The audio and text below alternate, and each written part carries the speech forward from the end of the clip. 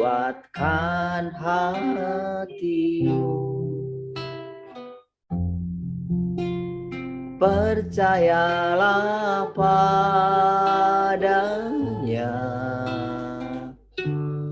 teguhkanlah hatimu.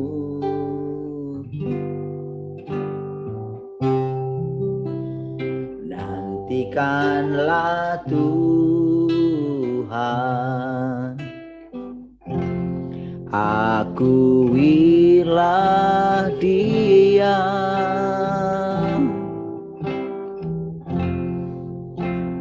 dalam segenap jalanmu,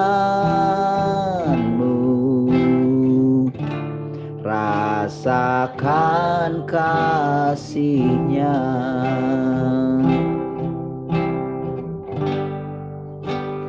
Kami harapkan Kau Tuhan, oh berfirman-Lah, kami yakinkan kuasa-Mu, nyatakan, curahkan, ku nantikan Engkau. Nantikanlah Tuhan, nantikanlah Tuhan, kuatkan hatimu,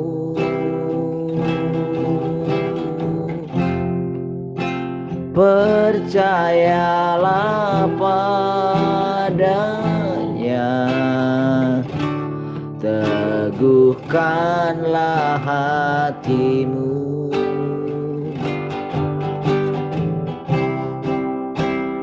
Nantikanlah Tuhan, akuilah Dia,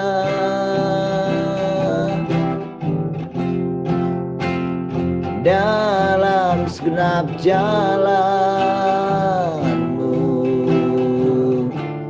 rasakan kasih-Nya.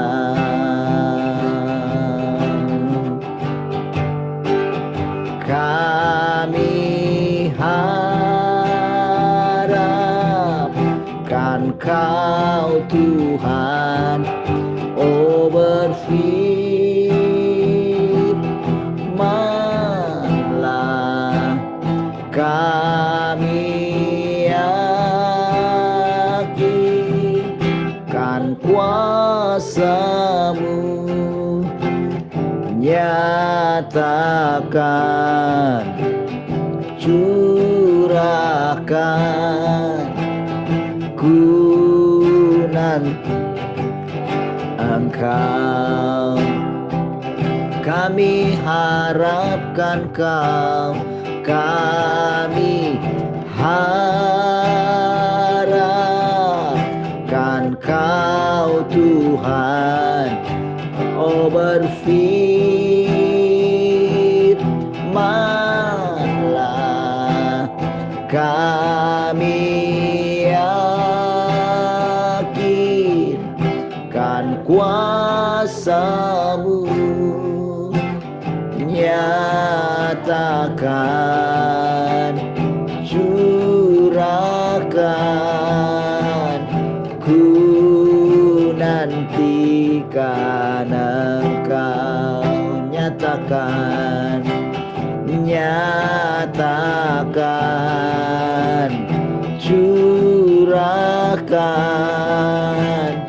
ku nantikan Engkau. Nyatakan, nyatakan, curahkan, ku nantikan Engkau.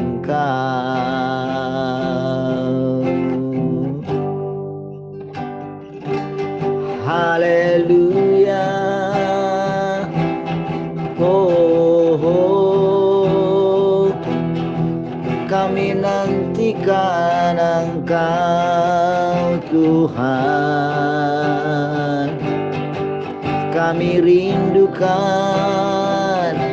Engkau berfirman, memberikan kami makanan setiap hari. Oh, perkataan-perkataanmu adalah kehidupan bagi kami. Perkataanmu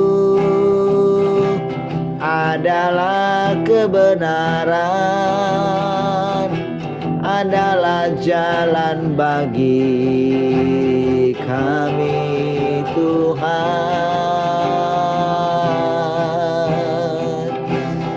Oh,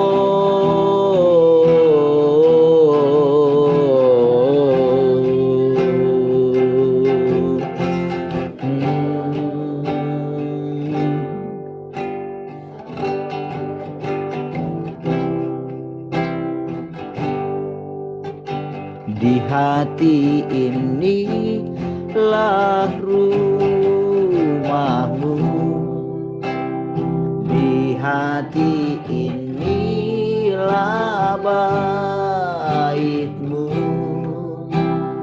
dimanapun ku kan berada,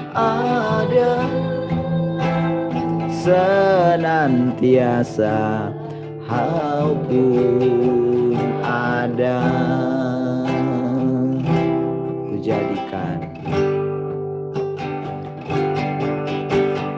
Ku jadikan hati ini untuk kediamanmu. Ku serahkan hidup ini untukmu Allahku. Di hati inilah rumahmu, di hati inilah baitmu, dimanapun ku kan berada, senantiasa Kau pun ada. Di hati inilah rumahmu,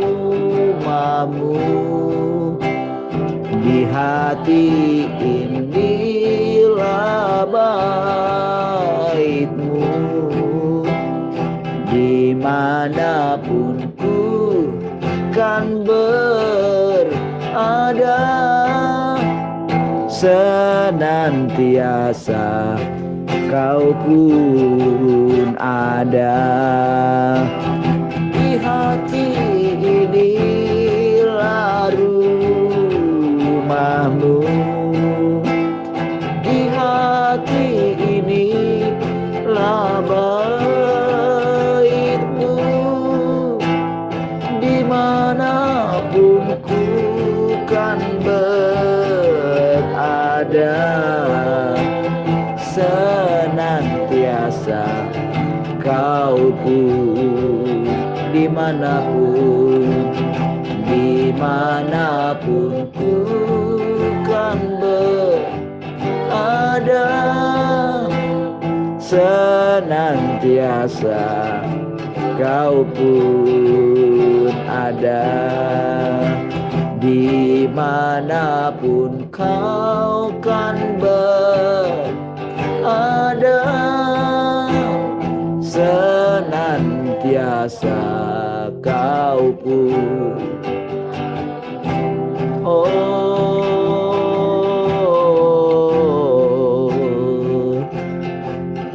hati ini rumahmu Tuhan. Hati ini tempat kediaman-Mu. Oh,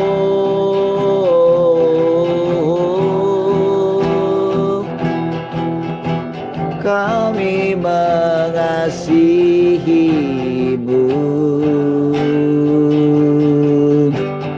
Kami menginginkan-Mu, Tuhan. Engkaulah kerinduan kami.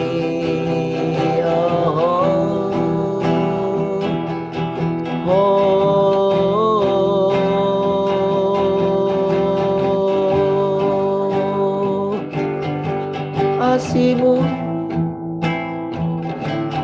lebih dari mentari yang tak pernah berhenti, memancarkan sinarnya cinta-Mu.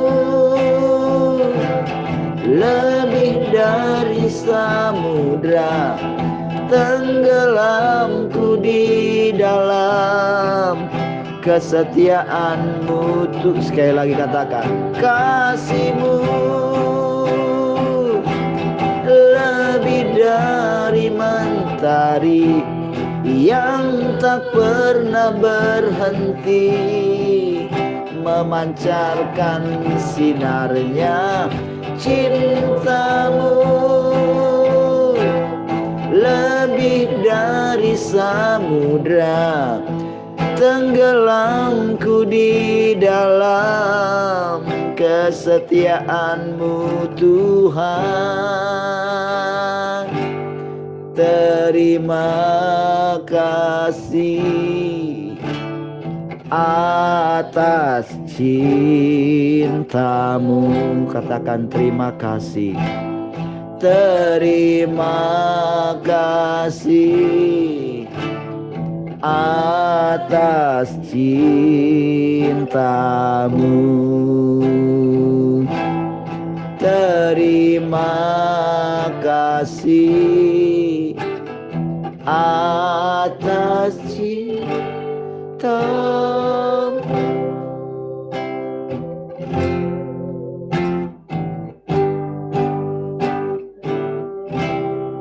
Kasih Tuhan, kami bersyukur pagi hari ini kami dapat bersekutu dengan Engkau. Terima kasih. Oh, kami boleh menikmati setiap perkataan-perkataan-Mu pagi ini. Kami boleh diajari langsung oleh Engkau dalam hati kami, Tuhan. Terima kasih. Itulah keajaiban-Mu. Engkau boleh mengajari kami sesuai dengan tingkat iman kami, tingkat sampai di mana kami memahami setiap perkataan-perkataan-Mu. Bahkan berapapun usia kami, apapun latar belakang kami, kehidupan kami, Engkau bisa mengajarkan kami. Karena Engkau ada di dalam setiap hati kami, di pikiran kami. Terima kasih Tuhan. Kami bersyukur boleh mengenal Engkau seperti sekarang ini. Terima kasih Tuhan atas pilihan. Kami bersyukur. Terpujilah Tuhan. Haleluya. Mari sama-sama katakan amin.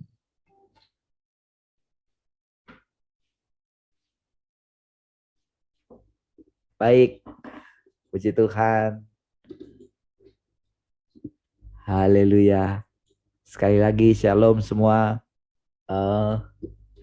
Tadi malam kita dari hanya Yesus, hanya Kristus akhir zaman yang bisa memberi manusia hidup yang kekal. Gitu ya. Gitu ya.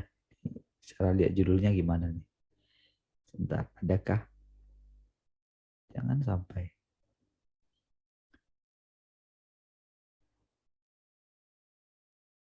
Hanya Kristus akhir zaman yang bisa memberi manusia jalan hidup yang kekal, ya.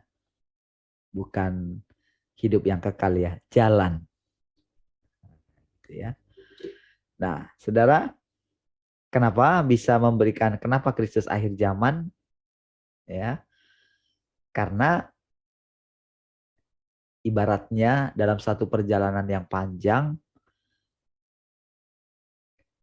Kristus itu kan manusia Allah ya gitu ya. Allah yang jadi manusia. Allah itu berinkarnasi menjadi manusia.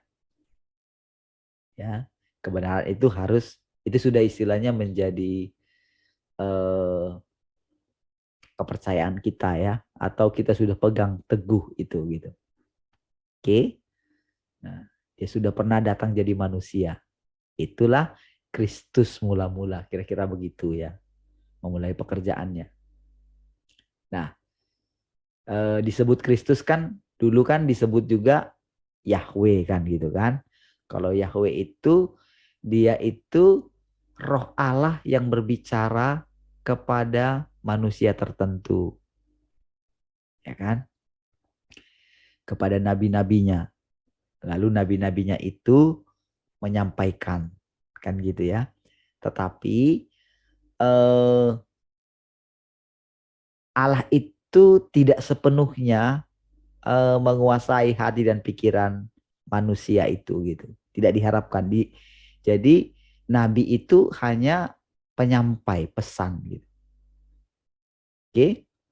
Nah, jadi setelah itu bergerak pekerjaannya. Jadi dia mengambil manusia ya menjadi bejananya. Itu semua saudara rancangan Allah ya.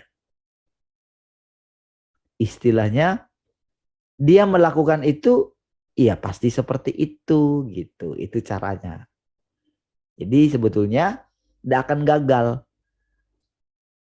Cuman yang kenapa menjadi seru gitu adalah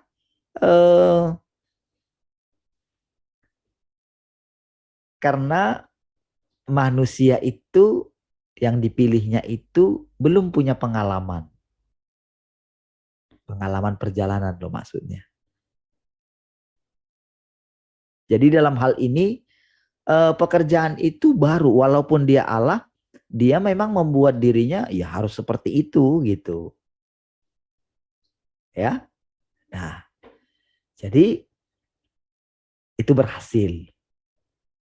Ya, dia berhasil lalu dia pulang ke rumah bapaknya katanya kan untuk menyediakan tempat bagimu. Ya. Jadi itu adalah dia mewakili kita pergi ke sana kira-kira gitu. Di mana itu sebetulnya ya itu kita kan nggak bisa pahami secara, nggak kita bisa artikan secara harafiah. Sorga itu bukan tempat secara harafiah. Karena kan Tuhan itu ada di mana-mana kan gitu. Kalau dia berfirman, tempat apa yang kamu dirikan bagiku?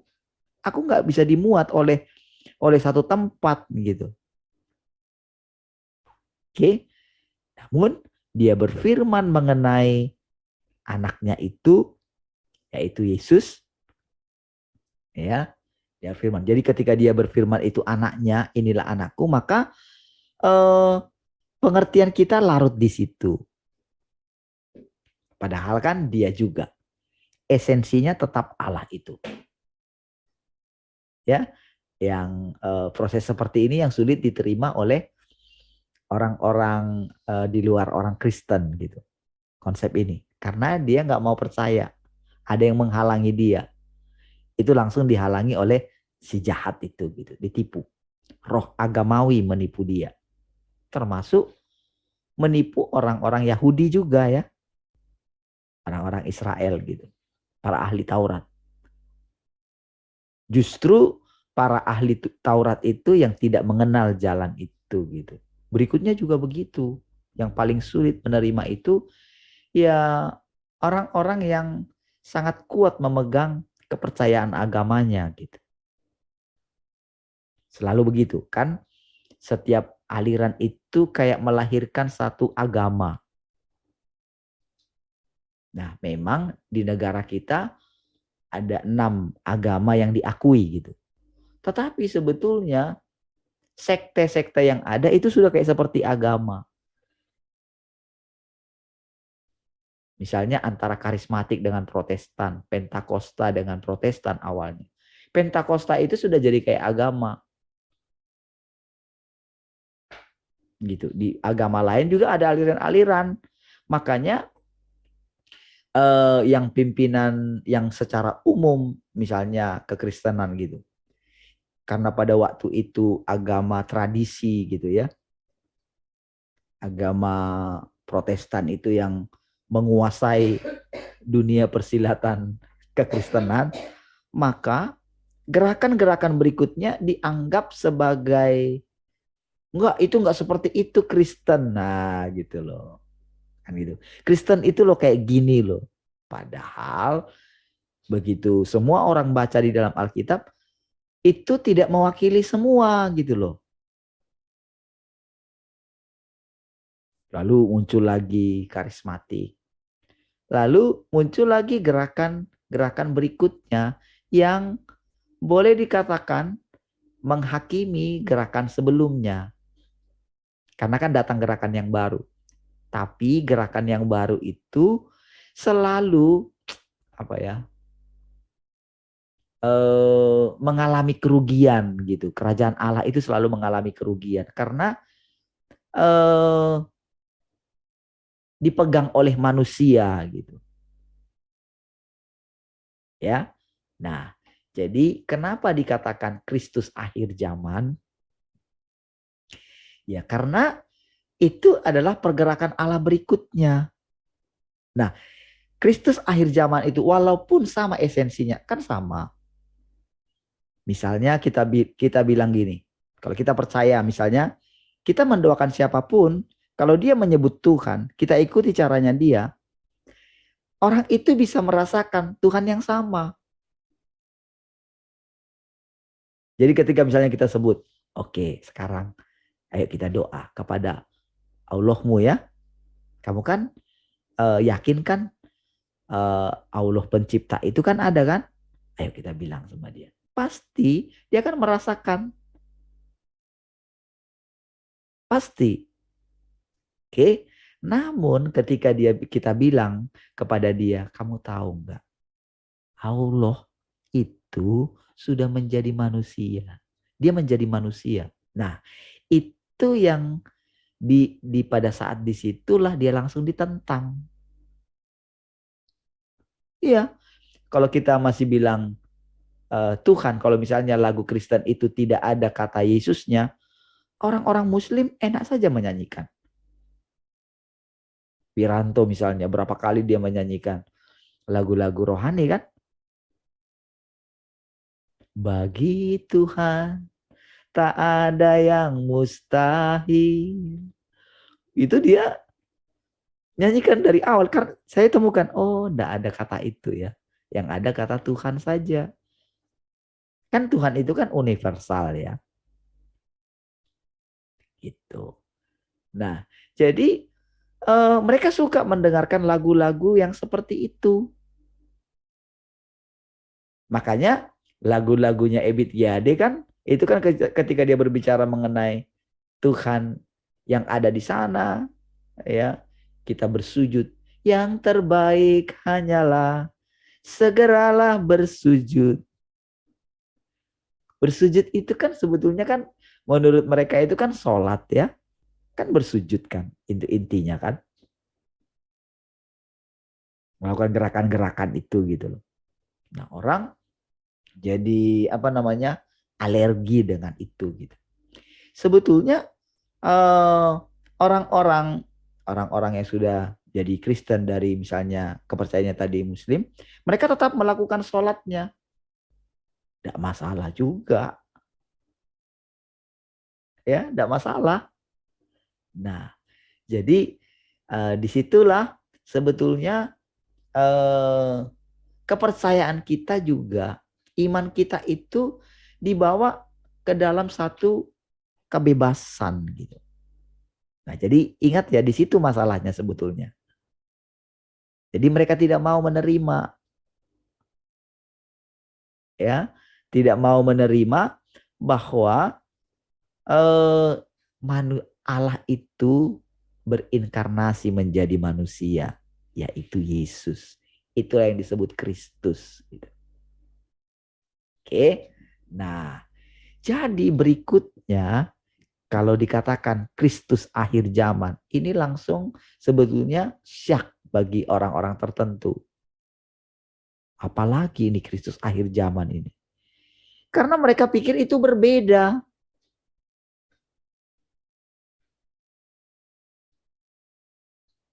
Makanya pengertian tentang kedatangan Kristus yang kedua kali, nah, pengertian itulah yang membuat kalau mereka tidak mau dibongkar pengertian yang lama mereka, maka sampai kapanpun mereka tidak melihat. Nanti baru setelah benar-benar selesai pekerjaannya, barulah meratapi.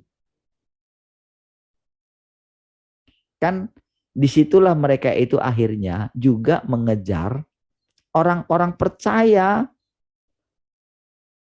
pengikut Kristus akhir zaman ini gitu loh. Jadi sama seperti gereja mula-mula, kan mereka dikejar-kejar juga. Lalu Yesus tampil kan, kenapa kamu menganiaya aku? Kan gitu kan? Siapakah engkau katanya. Lalu Tuhan menjelaskan itu kepada Paulus. Nah, berikutnya saudara, Paulus itu benar-benar mengalami perjumpaan dengan Tuhan Yesus. Itu secara perenungan gitu. Dia merenungkan kembali kitab nabi-nabi. Dia merenungkan kitab Mazmur. Dia merenungkan pokoknya apa yang ada dalam Taurat, dia renungkan. Disitulah baru dia itu dicerahkan. Oh, ini toh jalannya Tuhan gitu. Ya, berikutnya itu mereka mulai belajar gitu dari situ. Namun lagi-lagi saudara, karena memang pikiran manusia itu terlalu sempit gitu. Jadi dia membuat satu aturan supaya tidak terjadi kekacauan. Dibuatlah aturan-aturan tertentu yang sebetulnya itu karena memang baru gitu ya, dibuatlah peraturan itu. Misalnya untuk bagaimana mengurangi penyesatan-penyesatan dalam arti karena pikiran manusia itu termasuk liar juga gitu. Bisa kemana-mana gitu. Dibuatlah aturan-aturan itu. Nah, demikian juga dengan sekarang ini gitu, banyak aliran-aliran baru muncul. Ya, aliran-aliran baru seperti misalnya yang diceritakan sama Ibu Rahel kemarin itu ya. Nah, kalau kita pikirkan itu seperti saksi Yehova kan yang 144.000. Dulu juga begitu. Namun sekarang saksi Yehova sudah ada perubahan, ada tambahan kuota katanya gitu. Nah, gitu ya, ada, sudah nggak 144.000 karena kan nggak mungkin juga. Nah, cuman mereka yang lebih kuatnya itu memang di disiplinnya itu memang. Jadi mereka berubah secara tampilan luar gitu. Ya.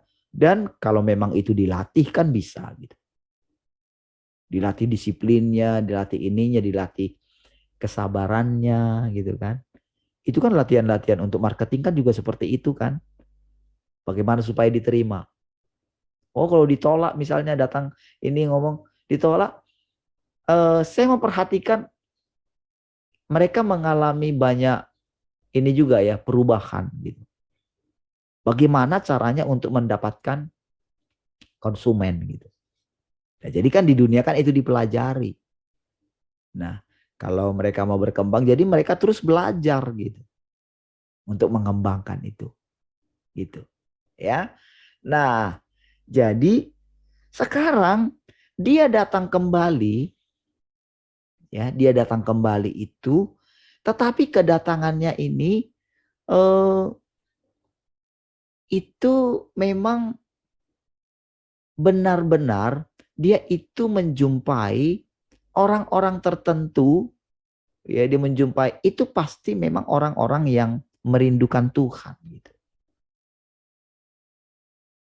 Yang benar-benar dia itu sudah mempersiapkan dirinya. Mempersiapkan diri dalam arti begini. Dia pasti mengalami dalam kehidupannya eh, kalau benar ada Kristus di dalam orang ini gitu, pasti nggak seperti ini gitu. Kalau benar dia mengikuti Tuhan, harusnya kan nggak seperti ini gitu. Jadi ketika menemukan apa ya kejanggalan-kejanggalan di dalam apa yang dia percayai. Di agama-agama tertentu juga begitu, saudara. Mereka itu makin lama makin kembali ke dalam hati mereka gitu. Makanya banyak di antara mereka yang eh, menemukan Tuhan melalui kitab mereka gitu. Walaupun sebetulnya kalau ditelaah dengan sangat baik, maka kitab mereka itu ya nggak layak disebut kitab suci gitu. Tapi mereka mempertahankan gitu. Tapi dari situ pun kalau orang kembali ke dalam hatinya, maka orang pasti bisa berjumpa dengan Tuhan itu. Kalau ngikutin gitu ke dalam hatinya itu. Ya. Nah, jadi saudara, Kristus akhir zaman.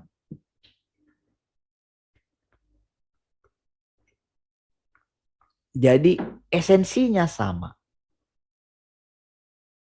Nama berubah, esensi sama. Tapi nama berubah ini membawa ke zaman yang baru. Jadi ketika kita sebut Tuhan yang Maha Kuasa, ketika misalnya lagu-lagu Kristen itu, ketika membicarakan Yesus, mencantumkan nama Yesus di sana, orang-orang pasti alergi mengucapkannya, gitu. Alergi mengucapkannya. Oke? Nah, jadi ketika orang pakai nama Tuhan, orang bisa merasakan kedamaian, ya, melalui lagu itu kan. Karena lagu itu adalah firman. Lagian kata-kata di lagu itu masih berhubungan dengan kebutuhan manusia. Bagi Tuhan tak ada yang mustahil, misalnya begitu ya. Karena masih berhubungan dengan itu gitu ya. Masih orang bisa merasakan itulah cara Tuhan, itulah keajaiban Tuhan. Kalau saudara lihat bagaimana komen-komen mereka misalnya di YouTube gitu, yang pasti mereka kan banyak muncul, saya Muslim, tapi eh, lagu itu sangat meneduhkan hati saya. Nah, gitu. Makanya dulu kalau saudara ingat dulu ketika ada ustadz siapa dulu yang di Bandung itu kan, yang terkenal dengan jagalah hati gitu kan. Itu kan pendengarnya dari umat Kristen banyak loh. Kata-katanya yang lembut gitu ya. Banyak pengikutnya saudara. Nah, supaya umat Tuhan tidak banyak tersesat gitu kan. Nah, Tuhan tunjukkanlah aslinya ini loh. Yang menjaga hatinya itu. Tidak menjaga matanya gitu. Nah, gitu ya. Nah, itulah cara Tuhan. Dan sekarang juga demikian, saudara. Semua kita pada akhirnya, mata kita dibukakan. Lihat loh. mereka yang terlalu meninggikan kepercayaannya gitu. Jadi termasuk para hamba-hamba Tuhan yang besar, yang ngomongnya kayaknya indah, luar biasa gitu. Sekarang Tuhan tunjukkan, ini loh dia. Makanya saudara, orang mulai mencari Tuhan. Jadi masanya manusia atau nabi atau rasul udah selesai ya. Sekarang aku sendiri yang datang. Nah, jadi saudara, jadi karena orang-orang yang apa? Maaf ya kalau saya sebut orang-orang yang ngeroh ya. Di agama tertentu banyak juga mereka itu. Oh, yang si ustadz yang satu yang itu ya kalian bilang, "Oh, saya didatangi. Di dalam mobil saya ada nabinya mereka," gitu ya. Dia berani bilang seperti itu gitu loh. Padahal sebetulnya menipu kan. Nah, gitu kan. Nah, jadi eh, pengertian kita tentang Tuhan yang adalah roh itu mulai kayak di ini, kayak kalau benar aku itu, kamu harus melihat. Kita mulai diajarin nih. Dan kalaupun kamu sendiri mengalami Tuhan itu, kamu bisa mengetahuinya. Kalau aku itu, maka kamu akan melihat perubahan di dalam dirimu. Segitu. Harus ada buah. Yang kamu lihat, yang kamu bisa lihat sendiri. Coba kamu perhatikan. Kamu itu makin sabar nggak? Nah, gitu. Kamu itu makin hati-hati nggak dalam hidupmu? Kamu dalam bicaramu, dalam menyampaikan kata-katamu itu, kamu berjaga-jaga enggak? Nah, disitulah kamu mulai menyadari apakah itu aku atau iblis yang menyamar. Ya, nah disitulah kita mulai mengenal apa itu Kristus akhir zaman itu. Jadi benar-benar yang sekarang ini saudara, dari semua perkataan-perkataan yang saudara baca nanti itu saudara, saudara itu benar-benar yang pertama itu saudara menjadi bebas gitu. Tidak tergantung kepada pengertian manusia lain. Dan bagi misalnya kalau bagi saya, ada satu ketetapan dalam hati saya. Saya tidak bisa membawa orang, saya secara pribadi. Kalau bukan Tuhan anugerahkan, kalau bukan Tuhan yang pakai mulut saya, kalau bukan waktu Tuhan, saya berbicara kepada orang lain, kalau belum timingnya saat itu, maka saya tidak bisa berguna sedikit pun untuk menolong orang itu. Jadi di dalam hati saya itu terbangun begini, saudara. Dan saudara juga mulai mesti melihat itu gitu. Di dalam hati saya terbangun gini, oh saya ini harus hanya jadi apa ya, hamba. Begini maksudnya. Dulu ketika kita itu menerima anugerah Tuhan, menerima apa ya, kepercayaan, karunia dari Tuhan. Kita itu ada kecenderungannya itu menjadi mandiri. Karena kita itu memang pengen sekali mendapatkan pujian dari manusia lain. Kita pengen merasa lebih. Itu memang inti dasar daripada pemberontakan. Gitu. Jadi di dalam ciptaan itu satu apa ya, bahaya. Ya, itu yang merusak pekerjaannya Tuhan gitu. Nah, inilah yang sebetulnya kita mengalami penghakiman. Nah, jadi kenapa kita ada di tahta gitu? Kenapa kita selalu datang di tahta itu? Karena disitulah kita itu ditunjukkan, diterangi loh. Jadi kita datang kepada terang. Jadi kalau kita dikatakan datang ke tahta, di tahta itu saudara tak ada yang tersembunyi. Jadi begitu kita datang ke sana, kita sendiri akan melihat motif kita yang salah. Kita akan melihat sendiri. Itulah konsekuensi kalau kita itu datang kepada Dia. Datang kepada Kristus akhir zaman itu gitu. Itu konsekuensinya gitu. Makanya kalau kita tidak tidak mau diterangi, tidak mau benar-benar datang terbuka, justru kita itu akan merasa gini, akan merasa diri kita benar aja gitu. Makanya kita ketika kita setiap kali kita datang ke tahtanya, maka kita akan gini, ada satu sikap yang ini, sikap yang muncul di dalam diri kita. Kita akan menemukan begini, tak ada gunanya saya menyembunyikan diri saya, motif saya tak ada gunanya. Justru itu kerugian bagi saya. Nah, itulah orang-orang yang rajin datang di tahta. Kalau dia benar. Dan dia akan menemukan satu kuncinya gitu, hatinya. Hati kita murni, tulus gitu.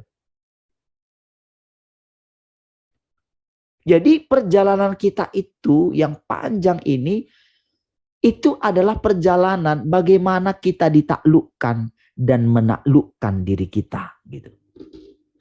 Kepada Tuhan. Kalau Tuhan itu abstrak. Kepada firman-Nya.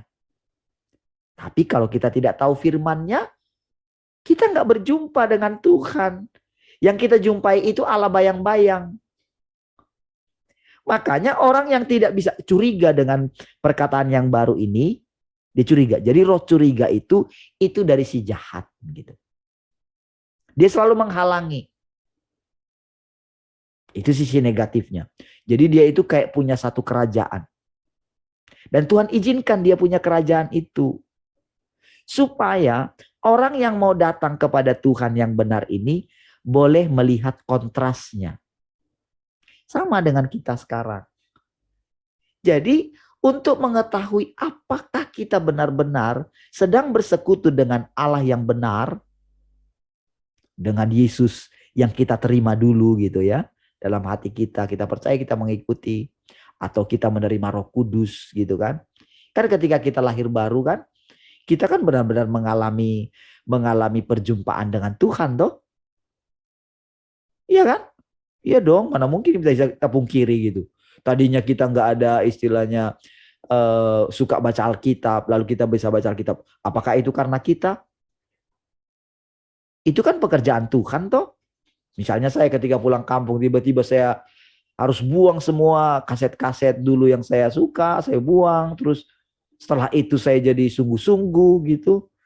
Lalu yang tadinya saya nggak ke gereja, saya jadi ke gereja, bahkan itu kalau misalnya ada 3 kali ibadah, saya kejar 3 kali ibadah. Apakah itu bukan pekerjaan Tuhan? Itu pekerjaan Tuhan. Ya, itu pekerjaan Tuhan. Nah, namun pada perjalanan berikutnya, kita mulai melihat, kita diizinkan, kita kehilangan kasih yang mula-mula kita gitu. Lalu mulai ada satu di dalam hati kita, satu kerinduan untuk terus bersekutu dengan Dia. Namun kita nggak tahu, kita melakukan banyak hal gitu. Kita merasakan peristiwa dijamah Tuhan, kita nangis. Tapi kan berikutnya kayaknya kehidupan kerohanian nggak seperti ini terus ya. Masa seperti ini? Dan kita mulai melihat orang-orang yang nangis-nangis di ibadah, tapi kok nggak berubah ya? Lalu kita mulai melihat para pemimpin-pemimpin rohani kita. Ketika dia ngomong di mimbar, Tapi kita mulai melihat apa namanya? Munafik gitu ya. Nah, itu kan yang saya lihat kan gitu kan. Ternyata nggak benar-benar mengasihi jemaat gitu loh. Tapi kalau di mimbar, oh rasanya.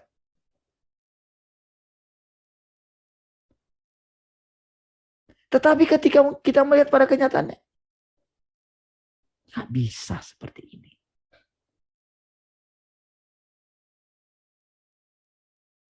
Gitu ya. Nggak benar seperti ini. Disitulah kita mulai ya, Tuhan kita mulai datang. Lalu Tuhan menunjukkan cara yang baru ini gitu. Dia berfirman. Jadi sekarang ini saudara, dia itu detail menjelaskan tentang Tuhan itu gitu. Dan bukan hanya teori. Tetapi kita boleh praktekkan, justru kita mesti mempraktekkannya. Bukan untuk diperdebatkan. Makanya dia ajar kita begini loh. Makan firman itu. Kita diajar makan firman. Gini loh. Makannya kayak gini. Cara makannya itu renungkan. Kontemplasikan. Mulai ada kata-kata yang baru kita ini kan. Bagaimana caranya? Begini loh. Kamu punya masalah, ngomong. Gitu. Nah, ngomong, lalu coba tenangkan hatimu.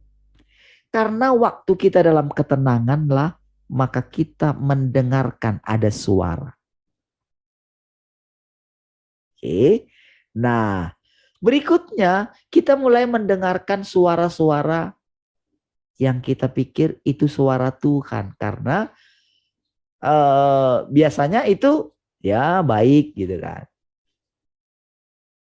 Nah, tapi berikutnya saudara, sekarang dia itu dengan perkataan yang benar.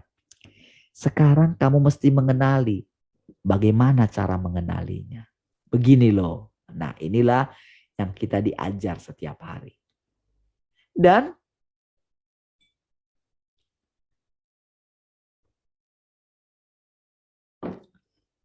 bukti apakah kamu benar sudah datang ke tahtaku, kamu pasti akan mendapatkan pencerahan yang baru setiap hari. Begitu. Kamu akan merasakan ketika kamu membicarakan perkataan-perkataanku ini, maka di dalam perkataan-perkataanku itu sendiri ada hikmat, ada Roh Kudus gitu, yang selalu menyertai pekerjaan-pekerjaan Tuhan. Makanya kalau dikatakan istilah, kalau dulu kan aku akan memberikan kepadamu penolong yang lain katanya. Oke, itulah Roh Kudus. Oke, tapi kan Roh Kudus ini hanya menolong. Nah, lalu sampai nanti datang lagi dia. Ingat saudara, Tuhan Yesus ngomong sebelum Roh Kudus datang. Kan dia bicarakan gini. Ada banyak hal yang aku mau bilang sama kalian. Tapi kamu belum sanggup menerimanya. Baru dijanjikanlah penghibur atau penolong, yaitu Roh Kudus. Itu roh. Itu ada dalam kita. Itu akan menuntun kamu. Dia akan mengatakan kepadamu dan akan mengingatkan kamu setiap perkataan-perkataan yang aku sampaikan kepadamu. Dia mengingatkan. Makanya para rasul itu boleh menulis seluruh kisah-kisahnya Yesus dulu. Perkataan-perkataannya itu detail. Kan itu kan ditulis berapa puluh tahun kemudian, saudara. Apakah pada waktu Yesus bicara itu apakah dicatat oleh Yohanes? Tidak. Tidak. Bagaimana saudara Yohanes tahu ketika Yohanes pasal 17 misalnya, ketika Yesus berdoa, kok sampai sedetail itu panjang doanya? Dari mana? Dari berikutnya Roh Kudus mengingatkan ketika dia kontemplasi. Seperti kita ini mendengarkan suara Tuhan, mengizinkan kita berbicara. Jadi orang itu mulai merasakan bagaimana Daud dulu menulis Mazmurnya. Jadi orang-orang ini, murid-murid ini, itu mereka menulis gitu loh, yang bisa dikenang. Yang bisa dijadikan, akhirnya dijadikan menjadi kitab suci kemudian. Oke. Namun sekarang ini saudara, itu terlalu, apa ya, terlalu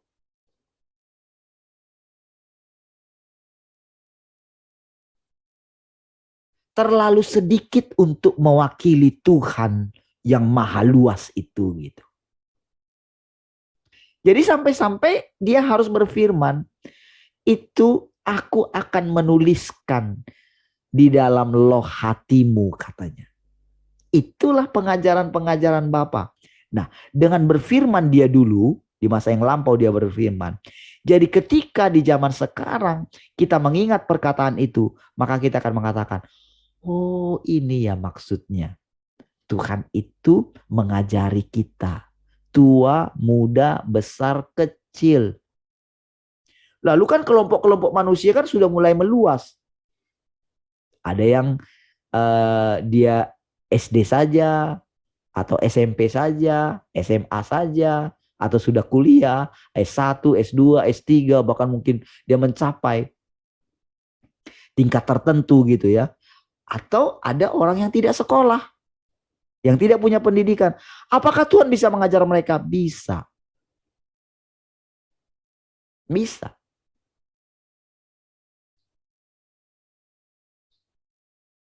Bagaimana caranya?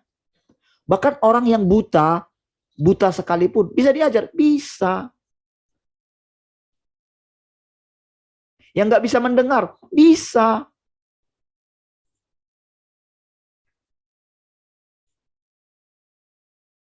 Karena firman-Nya yang berkata, hati kita, atau tidak tahukah kamu bahwa kamu adalah bait sucinya Allah?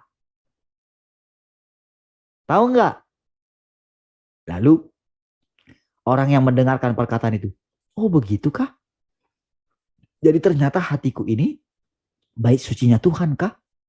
Oh, kalau begitu Tuhan ada di hatiku ya? Oh, ketika aku menghadapi masalah, aku nggak punya. Kalau misalnya orang itu punya masalah pribadi gitu, rahasia gitu. Oh Tuhan ada di hatiku. Maka orang itu mulai nanya. Siapapun dia saudara. Mau agamanya apapun saudara. Apapun. Dia bisa berjumpa dengan Tuhan. Tanpa perlu harus dia gini. Oh kamu harus dibaptis. Kamu harus bersahadat dulu terima Yesus. Enggak perlu. Karena apa saudara? Karena dia sudah datang dengan pekerjaan yang terbarukan. Karena semua perkataan yang dilakukannya itu saudara. Itu dianggapnya satu orang yang sudah sempurna. Tuhan mengatakan sudah semua orang. Makanya satu orang berdosa. Semua kena imbasnya. Tapi satu orang taat. Semua orang bisa menjadi taat. Gitu loh. Bagaimana caranya? Tuhan hidup kembali.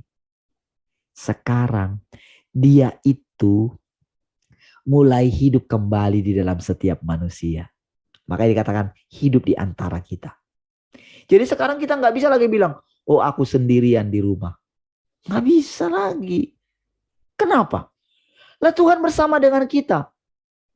Bagaimana caranya? Ya dia sudah berfirman. Firman itu adalah kebenaran. Kalau kita pegang teguh ini, kemanapun kita nggak pernah sendirian. Namun ada kalanya kita diizinkan seperti ditinggalkan. Jadi kita merasakan seperti yang dirasakan oleh Tuhan. Lah, mana Tuhan ya? Kok Tuhan nggak ada ya?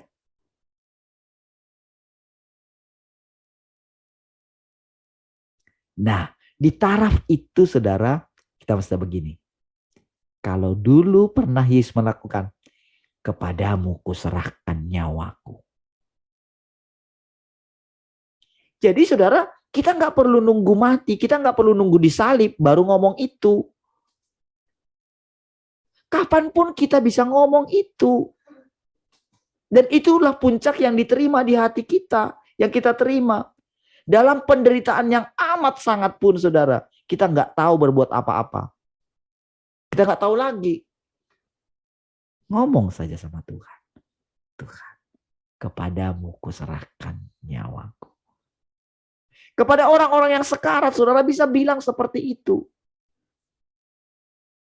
Supaya apa? Supaya nanti di kehidupan dia yang baru, di alam roh, di dunia orang mati gitu.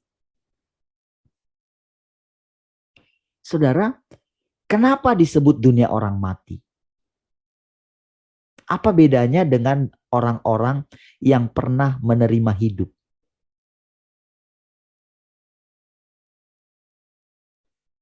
Dunia orang hidup kita mengerti hanya sekarang yang kita hidupi secara jasmani. Tapi kehidupan yang akan datang sebetulnya di alam roh itu ada namanya dunia orang mati, ada dunia orang hidup. Nah, dunia orang hidup itulah di mana Allah ada di sana.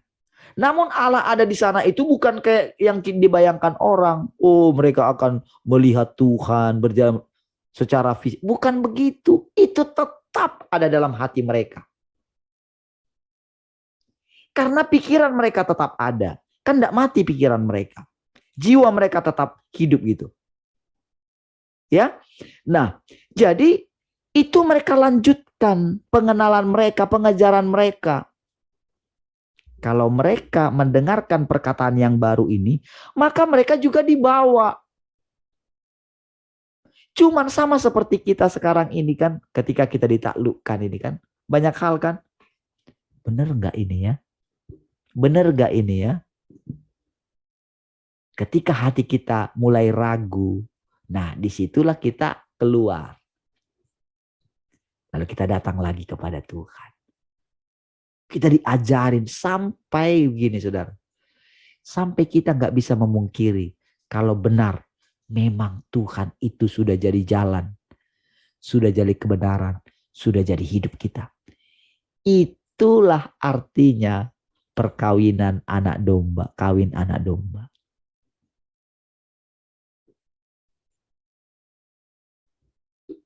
Itulah artinya makan dan makan tubuhnya Tuhan dan minum darahnya Tuhan. Jadi perjamuan kudus yang kita lakukan secara fisik itu hanya bayangan daripada yang asli yang kita terima. Jadi kalau kita punya gambaran dulu misalnya perjamuan kawin anak domba, kita melihat dalam bayangan kita ada yang jadi tamu, ada yang jadi gini. Itu hanya bayangan. Gambar aslinya adalah pengalaman kita. Bayangkanlah gimana lah triliunan orang atau lah miliaran orang mengadakan perjamuan yang sama. Gimana Tuhan melayani semua orang gitu? Gimana caranya? Nggak masuk akal lah.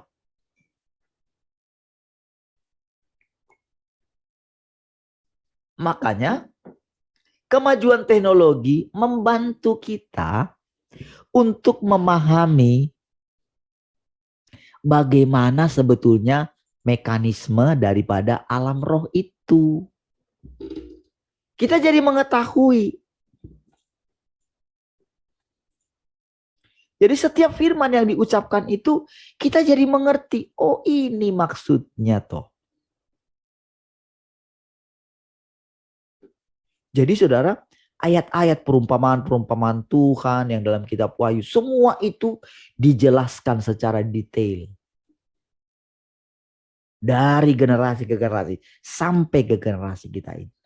Jadi kalau kita mendengarkan perkataan yang baru ini saudara, jadi ini sedang membuktikan bahwa semua yang dikatakan oleh Tuhan itu benar dan nyata saudara. Hati kita makin lama makin teguh. Apalagi saudara kalau kita mau terus mengembangkan diri kita. Kita nggak takut lagi sesat. Buya Sakur aja bilang, jangan takut murtad katanya. Wes. Itu menggoncangkan loh saudara. Itu dihujat dia di mana. Benar-benar dia berani saudara. Apa namanya? Ayo nih, ini kan kitabnya Tuhan. Ayo kita lihat, mari kita lihat. Wow, dia benar-benar saudara. Coba rasional. Ada lagi kiai yang lain juga mengucapkan seperti itu.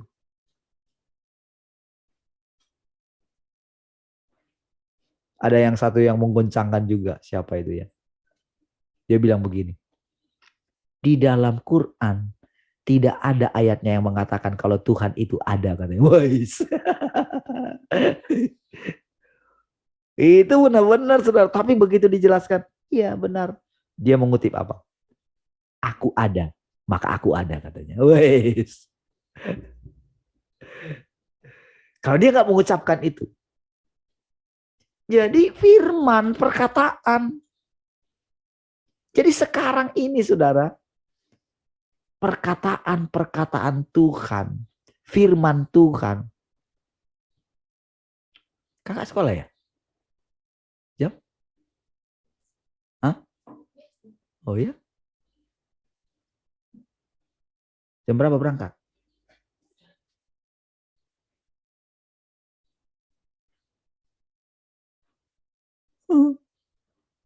Oke, 43 ya. Oke, kita lanjutkan dulu sedikit ya. Baik. Apabila engkau benar-benar ingin memperoleh jalan hidup kekal, dan jika engkau mencarinya dengan sepenuh hati, jawablah pertanyaan ini terlebih dahulu.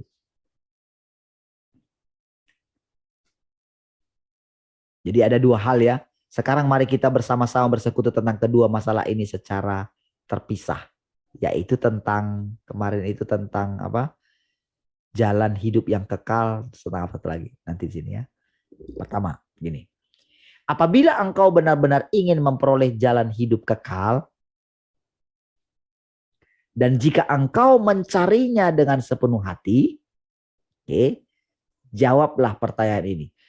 Kalau tidak mencarinya dengan sepenuh hati, nggak perlu menjawab pertanyaan ini ya. Gitu maksudnya. Nggak ada gunanya aku, apa namanya, dia bilang. Nggak ada gunanya aku mempersekutukan ini dengan engkau. Makanya kuncinya, apakah saudara benar-benar mau memiliki jalan hidup yang kekal itu? Itu pertanyaannya. Dan syaratnya, kamu mesti mencari dengan sepenuh hati. Kalau kamu nggak punya syarat itu, kamu nggak perlu jawab ini. Ya, kira-kira. Tapi kalau kamu memang memenuhi syarat itu, jawablah pertanyaan ini. Ya, gitu ya. Terlebih dahulu, di manakah Tuhan sekarang?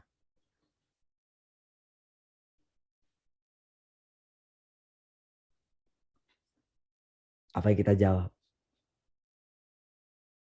Kita akan menjawab ini. Di hatiku. Oke. Sekarang di hatimu. Pegang ya. Gitu loh. Pegang ya. Kita mesti pegang.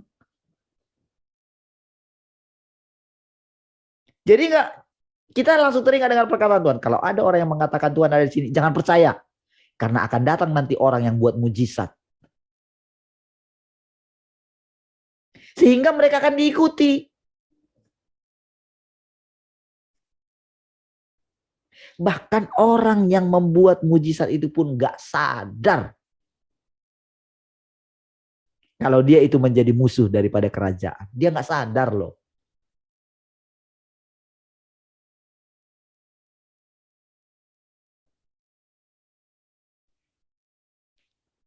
Mungkin engkau akan menjawab, Tuhan tinggal di sorga.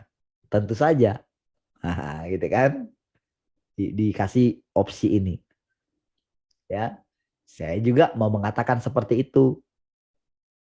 Tapi karena memang kita sudah jelaskan di atas, ya di hati. Karena kan sudah dijelasin kan. Kan kalau kita mau ngajarin anak kecil. Oke, sekarang ini ya. Terima Tuhan ya. Sekarang Tuhan ada dalam hatimu. Lalu kita tanya lagi dia. Sekarang Tuhan ada di mana? Di sorga. Gitu. Tadi kamu sudah terima Tuhan. Sekarang Tuhan ada di mana? Oh, baru dia jawab, di hati saya. Lalu kita arahkan hatinya supaya dia memegang perkataan itu. Ya kan? Tuhan ada di hatimu sekarang. Berarti kamu bisa bertanya kepada dia kan? Oke. Dia tidak mungkin tinggal di rumahmu. Tuhan tinggal di sorga, tentu saja. Dia tidak mungkin tinggal di rumahmu, bukan? Mungkin engkau akan menjawab bahwa Tuhan tentu tinggal di antara segala sesuatu. Atau mungkin engkau mengatakan Tuhan tinggal dalam hati setiap orang. Oke. Dan Tuhan berada dalam dunia roh. Aku tidak menyangkal semua ini. Tetapi aku harus memperjelas masalahnya. Coba saudara. Cara menjawab ini saudara. Ini benar-benar saudara. Kan ini ditulis oleh manusia.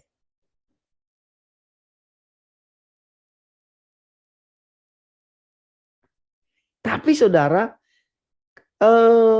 kalau bukan Tuhan yang menjawab ini saudara, tentu tidak akan bisa sedetail ini saudara. Kalau bukan Tuhan akhir zaman yang menjelaskan ini saudara,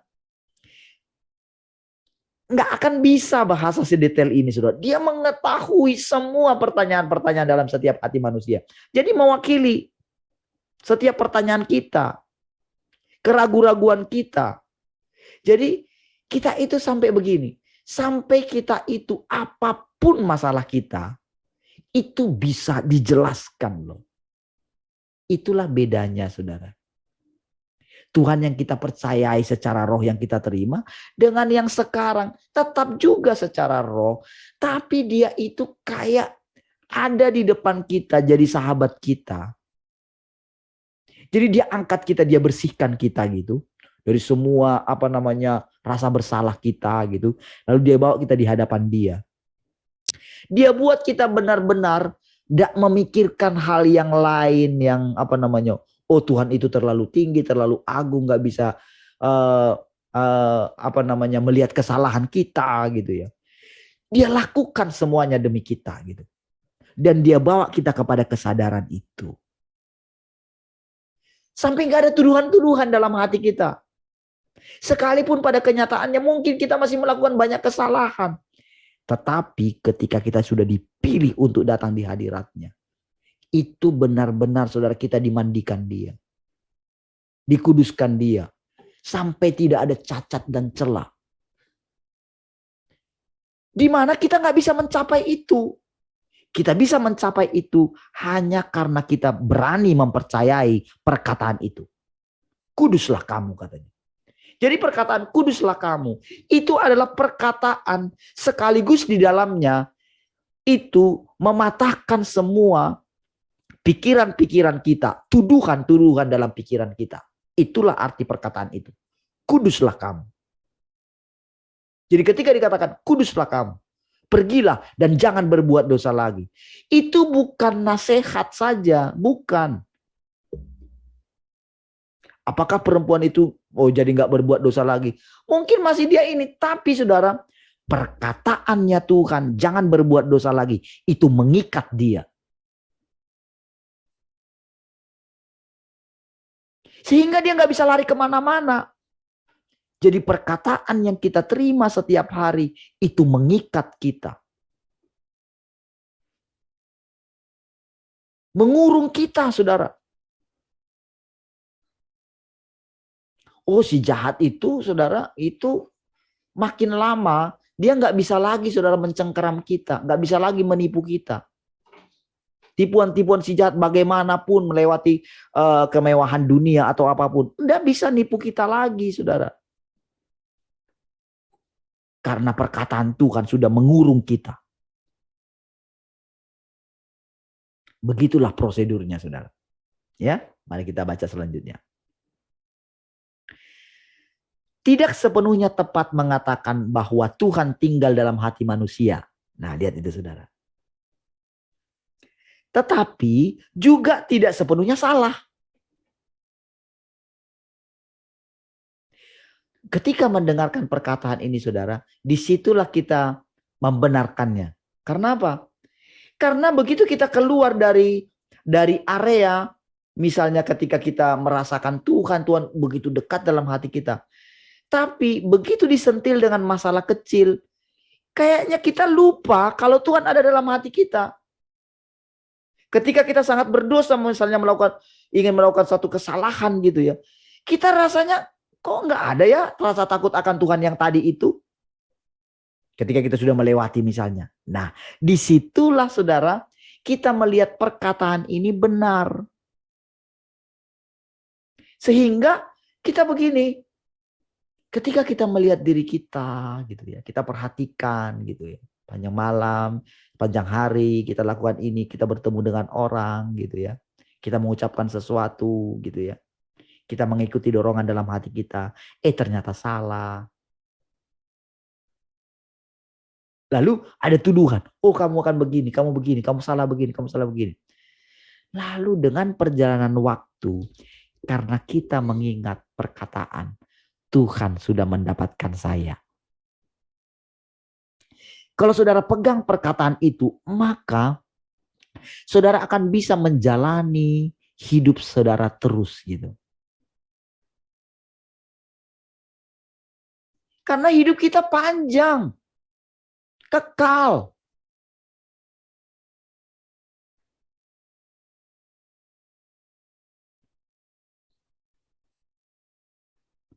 Itu karena di antara orang-orang yang percaya kepada Tuhan, ada mereka yang keyakinannya benar dan ada mereka yang keyakinannya salah.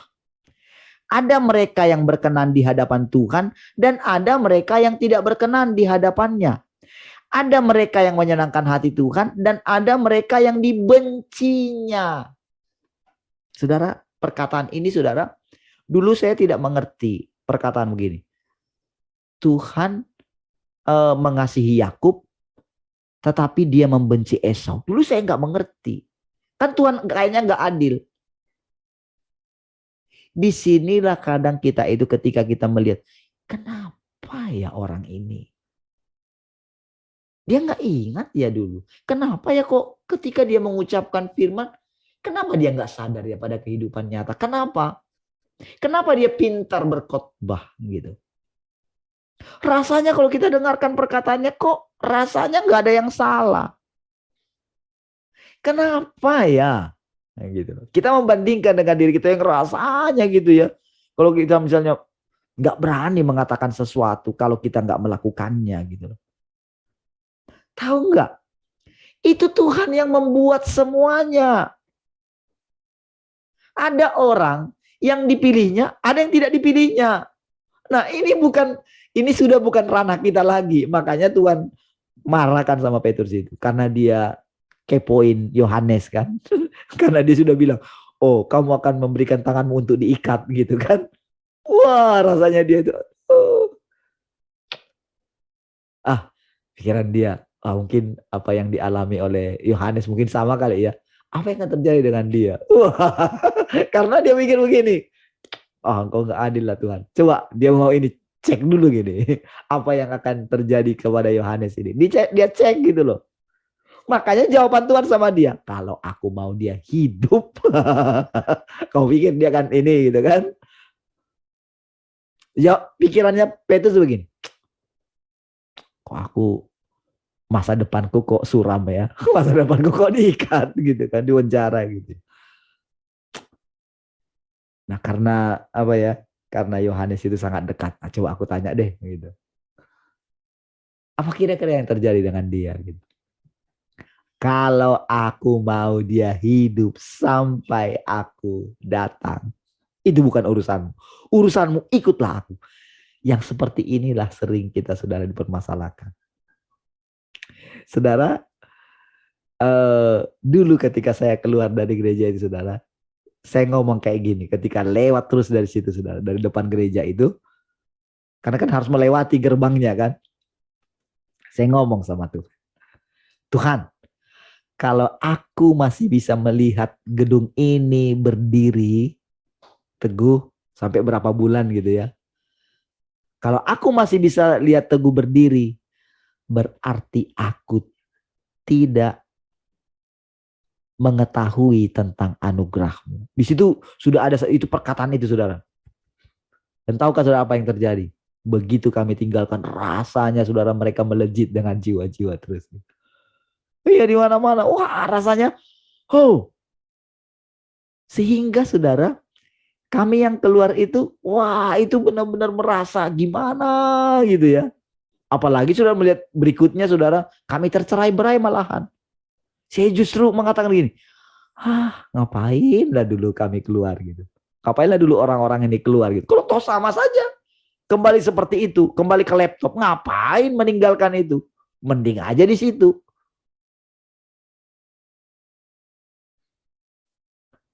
Tapi saudara, itu saya merenungkan perjalanan panjang, saya melihat kembali. Oh, saya sangat benar-benar bersyukur saya boleh keluar dari situ. Itu kayak keluar dari penjara. Penjara kenyamanan, saudara. Dan kalau saya tetap di situ, matilah saya. Kira-kira gitu. Itulah yang membuat terus berjalan. Berjalan terus. Nah, di sini saudara, permasalahannya. Ya, yang dikatakan tadi. Ada ini, jadi perkataan ini saudara, ini bukan masalah si orang itu gitu lah, nggak masalah. Jadi kalau kita misalnya begini ya, ada itu karena di antara orang-orang yang percaya kepada Tuhan, ada mereka yang keyakinannya benar dan ada mereka yang keyakinannya salah. Ini jenis-jenis manusia. Ya, ada mereka yang berkenan di hadapan Tuhan, ada mereka yang tidak berkenan di hadapannya. Jadi kalau dikatakan, anakku, engkau berkenan di hatiku, itu bukan karena saudara, itu karena saudara mendengarkan perkataan itu dan saudara percaya gitu, maka saudara akan hidup dengan firman itu gitu loh. Dan ketika saudara merenungkannya, mengkontemplasikannya gitu, memakannya sampai kayak saudara kunyah, sampai saudara menikmati setiap kunyahan itu. Bayangkan saudara ketika saudara makan makanan favorit saudara gitu. Karedo misalnya gitu kan. Yang rasanya saudara makan apa ya, gado-gado yang rasanya bumbunya pas, sayurnya segar atau apa gitu ya. Setiap kali nikmati. Gitu. Seperti itulah juga kita makan firman-Nya. Sampai seluruh sari-sari daripada firman itu meresap dalam tubuh kita ini gitu loh.